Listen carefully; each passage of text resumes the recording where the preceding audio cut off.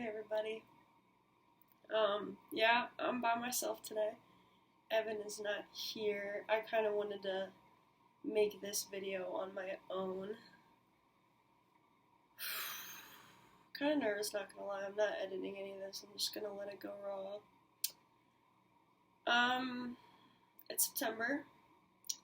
It's National Suicide Awareness Month, and today is the 10th, which is actually National Suicide Prevention Day. And so I thought, what better way to talk about it than make a podcast about it. This is actually the first time I am ever talking about it, sharing my story, if you will. So I guess I'll just kind of start from the beginning. So, I don't even know what I'm going to say. Like, I literally just got in here and I'm like, well, we're just going to wing it. So, my whole life, I kind of dealt with the whole anxiety, depression thing. And don't get me wrong, I still do. There's days where I can't get out of that bed, my bed at home. There's days when I don't talk to anybody, I don't eat. There's more times that I fake a smile than I actually have a real one, but there was a lot of things that happened when I was in high school.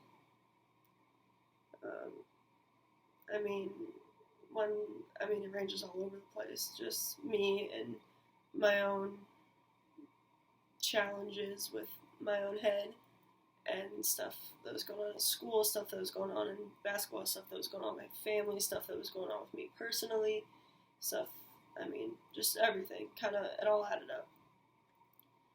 And so, actually, February 27th, 2017, I was actually supposed to go over to Evan's. Like, we hung out all the time, like we still do. Well, not as much anymore, because, we're 2,000 miles away from each other, but you get the general idea. So I was supposed to go over to Evan's, and the thing about me and Evan is that, he'll be like, oh, like, you want to hang out tonight? I'm like, yeah, sure. He'll be like, okay, I'll come over at whatever time. Let's just say, for example, I'll come over at 6. I'm like, okay. And, he would get there at 8:30, but I wouldn't even think anything of it. Like, it's not like every single time was like, you have to be here at this time or I'm going to be worried. And so on this specific day, I had actually just, I had been home from practice and workout. We were in postseason, going on a 3-peat. Gang, by the way. And I was like, hey, you want to hang out tonight? He's like, yep. And I was like, okay, cool, I'm going to shower, I'm going to eat, and, I'll come over at 7. Not a big deal. 7:05, I'm not at Evan's house, which normally on any other circumstance it would be, okay, so what? But Evan, one of the things about Evan is that Evan knows when things are bad, when things are rough, and I'm sure in other podcasts he'll get into some of those stories when he just kind of knows, So at 7:05, I'm not there. Evan does not call me. He does not text me. Just automatically leaves his house. He, I guess, according to him, had this gut feeling and came to my house. And Evan is not a stranger in my house whatsoever. That bitch walks in there like he owns the fucking place. And he runs into my house. Runs. Evan doesn't run. Okay? Evan runs into my house. And my mom's in the kitchen. And she's like, hey, buddy. How are you? Whatever. And he didn't even talk to her. He literally just goes, where's Cass? And she was like, upstairs, whatever. Evan is actually the person that pulled me bleeding out in the bathtub. 5 minutes. I wasn't in his house. 5 minutes it took him to probably get to my house, because when things are wrong, you do shit for people you love, people you care about, and it doesn't really matter anymore. Your brain's on overdrive. And he wrapped me up in a towel and curled there in his lap, soaking wet, blood everywhere, on my bathroom floor. And he just held me. He didn't say anything, because Evan also knows that when I get in my head like that, it's one of those things that I'll talk when I'm ready. And he understands that. He knows that. And then, my sister knew, my mom knew, and I didn't talk about it with anyone. I mean, it was not a spoken of topic, because I feel like that was my story to tell, and I didn't want people to go around saying something that they didn't need to say, which I knew that Evan, my sister, and my mom were never gonna, go around and talk about that. So that's why I kind of kept it in for such a long time.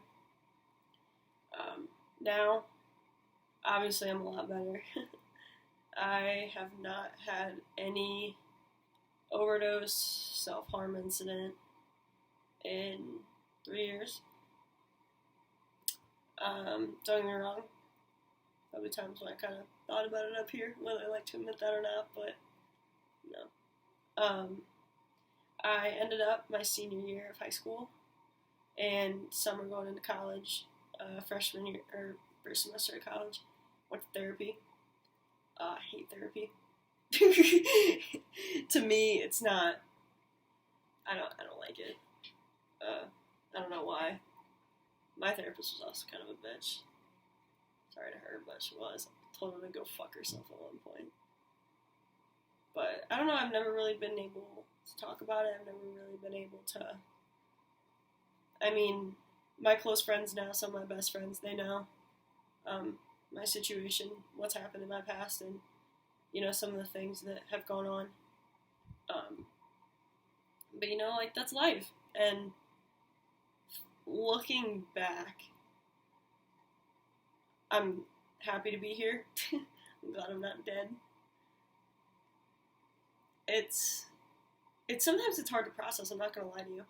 It's a topic that no one wants to talk about, which is understandable. It's tragic and sad, and everyone tries to, psychoanalyze it and everything, and it's a hard topic to talk about. I couldn't talk about it to a lot of people for a really long time, and, there's a handful of people that know now, and not everybody knows. Which, the reason why I really wanted to make this was for a couple reasons. One, I kind of wanted to do it for myself, because this year, actually, 2020, is the first year I've actually, thought about it in depth, accepted it, which is really hard, actually. There's many times where I wonder why I am the way I am. And, actually, this summer, it was, July 9th, I was, officially diagnosed bipolar 2, which a lot of people who know me were not shocked by that. That took me a long time to talk about too, but now I've kind of accepted it, that that's who I am. I also have been diagnosed high anxiety my entire life, but that's also another thing that I accepted. This year has been a lot of self-acceptance, because for a long time I hated everything about me. I hated how my brain worked. I hated how I reacted to things. I hated that I'm a hothead. I hated that even the stuff that, other people look at and be like, oh, you should never hate that, but I did. I hated that I had a strong personality. I hated that I was one of the boys. I hated how I dressed. I hated how I looked, Overall, I hated me. I hated my personality. I thought, maybe I can change that. Maybe I can do things this way, hang out with these people, basically change myself, and it would all go away, but it's never going to go away. And this is the first year I've actually accepted that. And honestly, I love it, which a lot of people don't like that about me. They don't like that I, have this confident personality, very strong, very extroverted. A lot of people don't like that I say how it is sometimes, well, all the time. I'll tell it how it is. If I don't like you, you'll know I don't like you. If I have a problem with the situation, you're going to know I have a problem with the situation. And I've kind of always been like that. But this is the first year I've actually accepted all of those, which quote-unquote bad things, that aren't actually bad things. It makes me who I am. And a lot of what happened 3 years ago was because of that, along with circumstances that were beyond my control. But I also, the second reason I wanted to come on here and say this is because, I mean, some of my close friends, you know, when I told them I was bipolar, I found out I was bipolar, they were like, yeah, I can see it. I mean, we've known this has kind of been a thing for a long time. It's not anything super new. No one was really surprised by it. You can definitely tell by my super up-downs, and if you just study my behavior for a day. I also, side note, I can't take personality tests because they change every 3 hours. I've taken so many personality tests in my life, and I've gotten, like, literally everything. It's insane, but, I mean, people look at me and they're like, oh, yeah, like, I can see it. But sometimes the people who are messed up here and have those suicidal thoughts, suicidal tendencies, aren't the people you expect. I mean, the people early on that I told had no idea, and I became amazing at faking it. Absolutely. I was always the happiest person in the room. I was the one that made everyone laugh. I was the one that, you know, would always be the life of the party. Like, I was fun. I was, you know, I was happy. I had this amazing smile like this. See? It's a nice smile. It's a fake smile. You can tell someone's real smile and your fake smile because your fake smile, you don't have these little... When you real smile, your eyes actually scrunch up a little bit, and there's actually these, like, it's almost like wrinkles. You have these lines right here, and you can tell when someone's fake smiling and not smiling because of that. Side note for all y'all. But, I mean, a lot of people would never look at me and be like, oh yeah, she's depressed, oh yeah, she's suicidal. She doesn't think like that. She has a fine life. Which I did. I had a fine life growing up. I mean, I had 2 amazing parents, I had an awesome family, I had a huge group of friends, I played sports, we were always winning. I mean, I wasn't your stereotypical, like, oh, loner kid. And that's kind of something that I wanted to, I guess, talk about, and I don't want to say raise awareness to, but yeah, basically talk about, because you never really fucking know what people go through, what goes on in their head, what goes on behind closed doors. You don't know what they think about when they lay in bed at night. You don't know what they think about during class. And sometimes after all this happened, and what I've learned is to honestly check up on people who, I mean, yeah, check up on the people when you can tell something's up, when, you know, they're not leaving the house as much, when they're sleeping all the time. Those are really big things, especially for me. Mine was, I would not go to school and I would sleep all day. There's still times when I can't get out of bed, but also those people that are always cracking the joke, the goofy people like myself, the people, you know, that sometimes are the life of the party and you never think.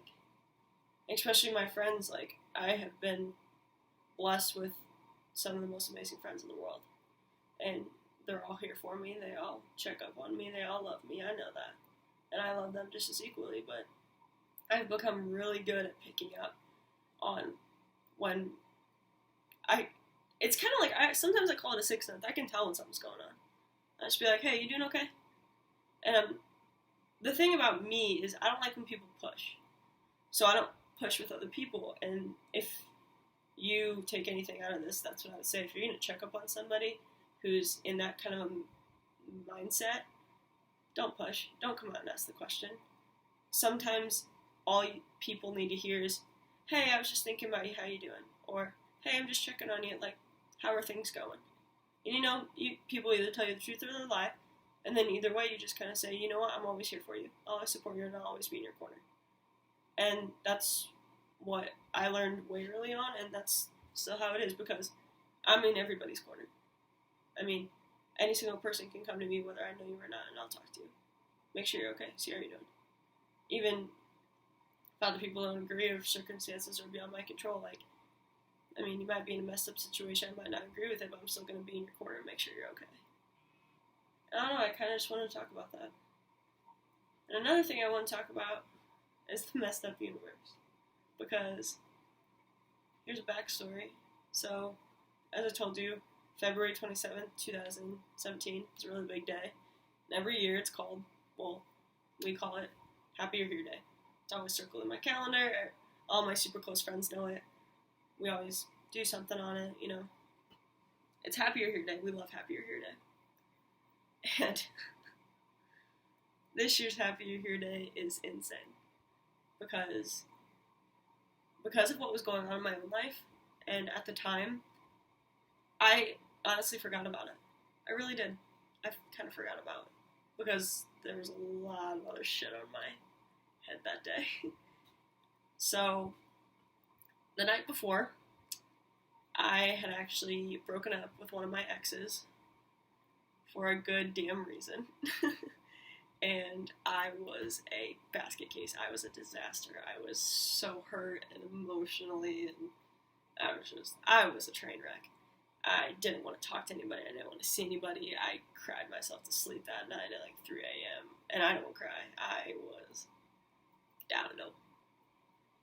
It was bad. So, that happens. Kind of forget about it. The next day, had a couple people just text me. Evan is always one of them every single time. Every single year. And he's like, hey. And I was like, what's up? And he's like, happy you're here, Cass. And I was like, happy I am too, And, so this all happens with my ex, who is, he was not the best person in our relationship. I will admit that on camera. I will never go into that probably, because that's not something that I would like to share, and also I still do respect that person in some way, shape, or form, and so we're not going to get into that, but not the best person when we were together, and so I'm going through all that, and 12 hours later, I meet, on Happy You're Here Day, I meet probably the best person I've ever met in my whole entire life. I mean, this kid lights up any freaking room he walks into. He is literally the definition of a crackhead. He is the only person I've ever, besides Evan and Abby Schwab and my sister, who I've really been able to be like, yo, this is me, hello. Everybody in this world should meet this dude, okay? He's best person I've ever met. Probably one of my favorite people in the whole entire world. And immediately it was click. And I had no idea what I was walking into. So everything that happened the night before, we all knew it was Happy You're Here Day. And so I'm actually babysitting for Kim. She comes home, whatever. I get a text from Addie. She's like, hey. She's like, how are you doing today? Blah, blah, blah, with everything that's going on. I'm like, oh, I'm doing all right. Which, honestly, I was. I knew that my decision made the night before was a good one. It needed to be made. And, it's Happy You're Here Day. I should be happy. So, honestly, truthfully, I was doing all right. Obviously, I had my own shit going on. But, I was doing all right for what was going on. And she was like, well, a couple people are going over to my friend's house, this kid. And we're just going to, just drink and hang out. If you want to join, you're more than welcome. If you don't, we completely understand, blah, blah, blah. And I was like, you know what, why not? It was 7:30, Kim got home. I was like, you know what, I'll come over for a little bit. Maybe I'll have a few beers and go home later that night. Wasn't expecting anything huge, right? I pull up to this house. By the way, it looks like McDonald's. The whole thing's made of glass. And so I pull into the house. I'm not even out of my car yet. My car's turned off. I'm getting out. This dude walks out. Actually runs out of his front door. And I'm walking up. Picks me up. Spins me around. Hugs me. Puts me down. And goes, oh, hey, by the way, I'm so-and-so. It was like we'd known each other for 10 years. And I was just like, immediately, I was like, I love this kid. He's hilarious. I love him. That whole night is a shit show in and of itself, and I'm sure there will be a podcast about that at some point or another. I mean, at one point in the night, I was literally sitting crisscross applesauce on his kitchen counter, yelling at him because he was talking about something that I didn't need to hear. Like, that I didn't want to talk about, and I definitely did not need to hear that. And so I'm sitting there with a Jack and Coke in my hand, crisscross applesauce, on this dude's kitchen island, just, like, yelling at him. And I was like, you will never talk about that in this household ever again. Do you understand me? Like, full on, like, RBF is on a 10 million. And he was like, who the fuck's house is this? And I was like, you heard me. And then he was like, yes, ma'am. And I was like, okay. But, I mean, sorry, that was a little bit of a tangent. But going back, like, seriously, like, the best person I've ever met in my whole entire life. And that night, I kind of got into what happened the night before. And, you know, he was pissed. Absolutely fucking livid. And I didn't even know the kid. And I was like, dude, at one point I was like, hey, calm down, like, it's okay. And he was like, no, and, like, got pissed. And I was like, Jesus Christ. But, like, I don't know, I don't process things well, I don't handle things very well. Like, my coping mechanisms are drugs and alcohol, which, thankfully, we are 8 months sober. So, we're doing good on that part. But, honestly, I mean, this kid is fantastic, amazing. And he actually moved away. So did I, but that's okay. And, I mean, we still talk all the time. He's seriously one of my best friends. If I'm ever in a bad situation, have a happy moment, I need to tell somebody something, it's him. I mean, besides Evan. Evan's excluded from all this because, you know, that's Evan. He's my best friend. But, honestly, yeah. So, the next day, I'm kind of, like, sitting at home, and I'm like, of all people I meet on that day, that's who I met. And it's weird, who the universe gives you at what times, and it's also kind of a case of right person, wrong time, if you ask me, but whatever. No, but seriously, I mean, he's something. And that's who I met on the 3-year anniversary. And it's weird. You know, the universe puts people in our lives for specifics. I still can't say that word. Specific. There it is. Reasons. And honestly, he's a good one. I mean, everybody in your life is a blessing or a lesson, and I fully believe that. And this dude is a motherfucking blessing. I mean, it's fantastic. I mean, my life now, since all of this has happened, I mean, I'm happy. I really am. This is the first year, which Evan and my best friends and a lot of people watching this will vouch for and say, you know what, yeah, she's kind of changed. I have a better outlook on life. I have a better outlook on people. I'm still a bitch. Don't worry, but I'm actually happy for the first time in my life. And I know it's because I left a lot of circumstances. I cut a lot of people out, and now I'm surrounded by amazing friends. The best family ever. I'm fucking in Arizona, which is my dream, like, living my best life. And, you know, your past does not define you. It doesn't. A lot of people think it does, like, oh, they've done some bad shit, they made some terrible choices. I made a fucking terrible choice, and now I got scars for the rest of my life. But hey, you live, you learn, you move on. The amount I learned from this is anything more than whatever could have happened. And now I have a dope tattoo that covers it. It says, well, it goes over them. It says happiness in cursive, and then it has a big sunflower, and then it has 2 little sunflowers next to it. I've got 3 sunflowers for 3 people who were there that night. And I'm very proud of this tattoo. I'm very happy about this tattoo because, I mean, it is a constant reminder to me that even the hardest things that you face, or you think there's things you're never going to get over, there's always a better outcome than what you're actually thinking in your head. And I kind of wanted to say this because no one else wants to talk about it. The amount of people in this world and who you know who've actually thought about suicide is a lot more than you expect. Some of the happiest people are the most depressed. I mean, they say that about comedians all the time. The funniest people are always the most depressed. Look at Rob Williams.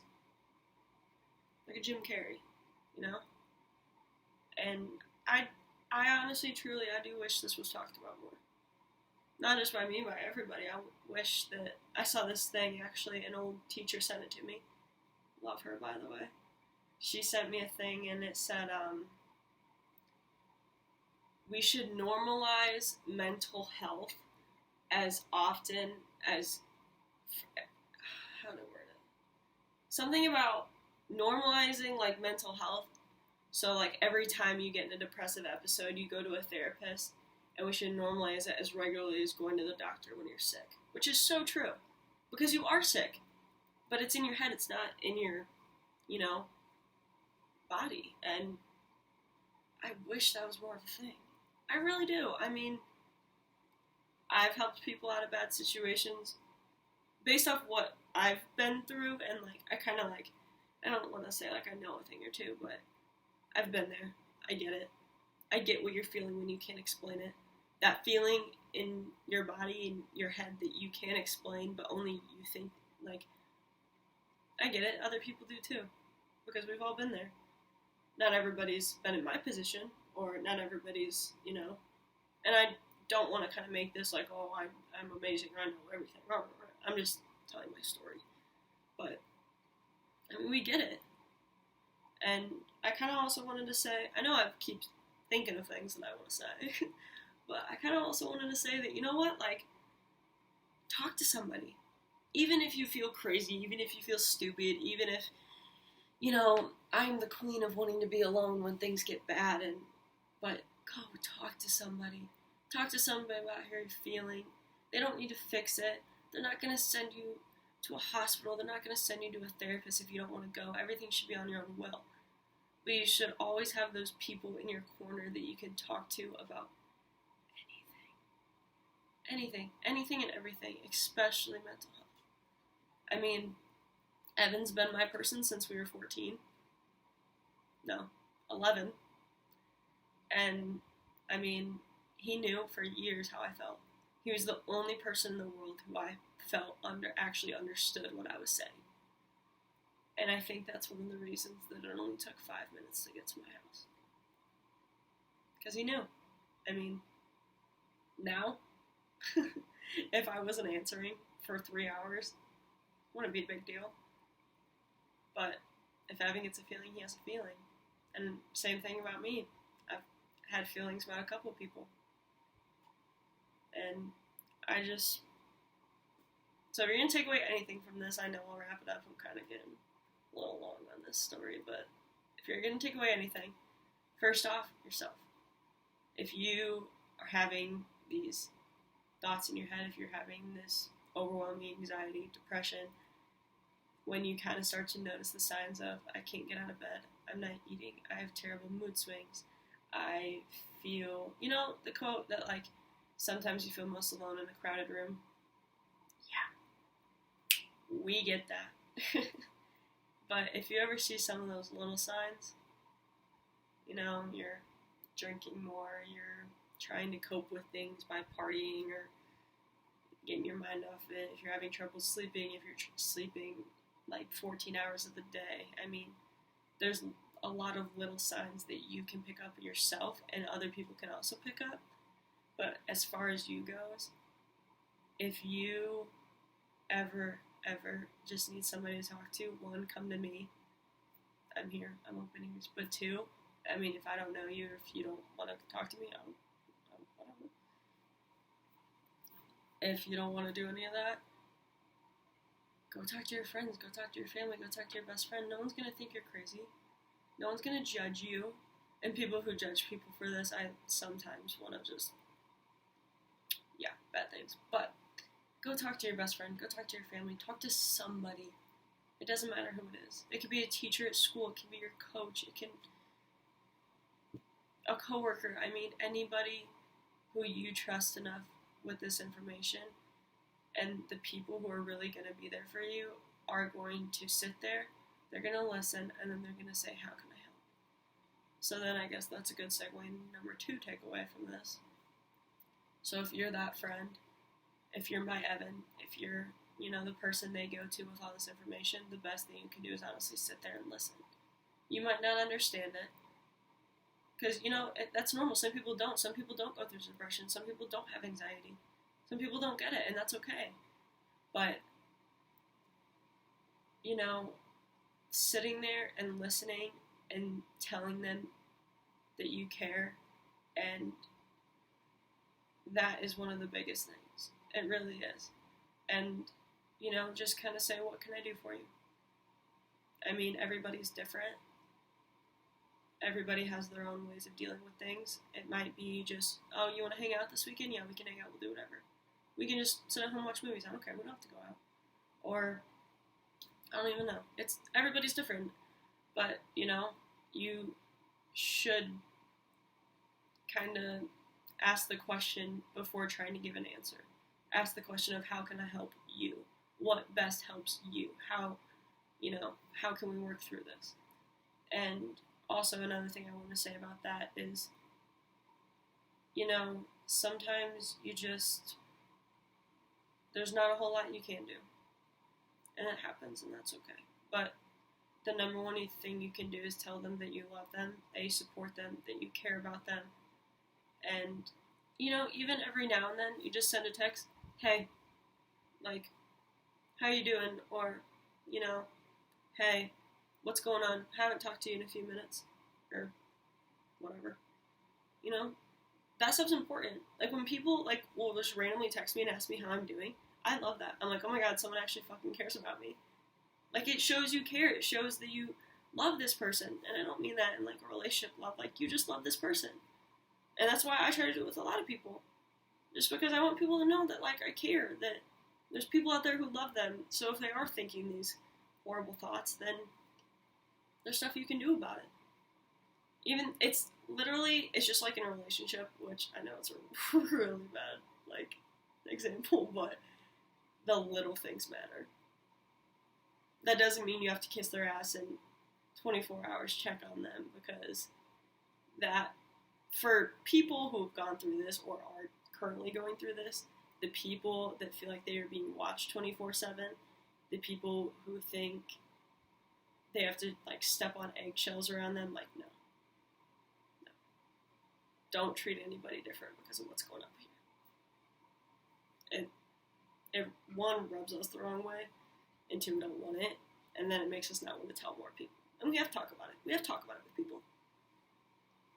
So, I don't know. That's just kind of my little happy we're here. I don't really know why I made this video. I mean, I know why I made this video, but at the same time, it's a hard topic. It's a hard concept for a lot of people to grasp. And, I just kind of wanted to be like, you know what? I've been there. I've done it. I've tried it. It's not worth it. Not a single day where I regret Evan pulled me out of that bathtub. I mean, no. It's a very sad thing, but it's also a very real thing, and it's way more common than a lot of people think. And I don't want to put myself on a pedestal, but I feel like me saying this is kind of going to be like, oh shit. If it happened to her, it could happen to anybody. Which, I know that's kind of a bad thing to say, but it's true. It could happen to anybody. Absolutely anybody. And there's so many people that die by suicide, and it's just, it's truly heartbreaking. It's heartbreaking for everyone to watch. It's heartbreaking for the family. It's heartbreaking for friends, for schools, for communities. It's just, I mean, yeah, people die every day, but this is one of those things that there's some things, little things that you can do to help prevent it. That's why there's an entire month associated to suicide prevention, which I think is great. I think this needs to be talked about, as well as mental health. I mean, there might be another podcast where I get into that and that kind of shit, which, I mean, it's amazing. And I'm glad that in the past, 5 years, this is being talked about more. It needs to become a common topic that not even for your friends to bring up to you with parents. I mean, we grew up in completely different generations. Sometimes parents just need to sit down with their kid and be like, hey, how are you? How's everything that's going on? You know what I mean? And I don't know. My parents are amazing. Sometimes, I'm not going to lie, at first it was kind of hard to accept everything that was going on because they didn't really get it. But over time, and now, I mean, I got my parents to understand a lot of what I was going through. And still now, I have to explain the whole bipolar issue because you have to think about it. We all grew up in different generations. I mean, you compare us to all our parents, and then you compare them to the grandparents. I mean, mental health was not a thing. If you had a mental disorder that you cannot control, whether it be anxiety, depression, bipolar, whatever, it was looked at as you're sick, you need help, which you do need help, but it doesn't mean you're sick. It doesn't mean that you're different. It doesn't mean that you're wrong. It doesn't mean you're bad. I mean, mental health doesn't mean you're sick. It means, I don't even know what it means, honestly. But I do know that you're not sick, you're not twisted, nothing is wrong with you. And I asked myself that for so long. I asked, what the hell's wrong with me? Why was I made like this? Why do I think like this and not like this? It's just who you are. One day you have to fucking accept that. So, I'm really sorry this was really sad and depressing. Usually I'm a lot more funny. But, I did want to come out here and say this, and I think it's important. I mean, I've said it 50,000 times in this damn podcast because I can't stop talking. No wonder I made a fucking podcast, but I don't know. Feels good to let that out, I'm not going to lie to you. I don't know why I'm putting this out on the internet, but here we go. But, I mean, I really did want to talk about that. I wanted people to know that there's always going to be someone in your corner, and if you feel anything, go talk to somebody, because everyone loves you and everyone's there to help you at the end of the day. And no, people are not going to judge you. You think they will. You think that everyone's going to treat you differently, which a couple people might, but that's also why sometimes it's good to start out with just, a few people. Tell your really close family or your friends, Hell, it took me 3 years to fucking talk about this. I mean, it doesn't happen overnight. But it honestly, life gets better. It really does. Life goes on. There's so many things that you can do to help you and your mental well-being and keep you away from some of those bad thoughts, as we like to call them. But as you know, I mean, my DMs are always open. Snapchat me, Instagram DM me, fucking call me if you have my number. I don't really care. I'll always answer. I want to help people. I want to talk to people about this because of what I went through. I don't want anybody to go through it alone, because I tried to go through it alone. Nothing happened. You always got people, and I want you to know that I'm here too. So I'm going to wrap it up. I know this has been a really long podcast. I'm really sorry. But thanks for listening. I feel better. And I hope that maybe somebody takes something away from this. But as a reminder, check up on your friends. Tell them you love them, even if they look super fucking happy in this world. And I will catch you next week with another better, more upbeat, definitely a happier, funnier podcast. Peace out. Happy Suicide Awareness.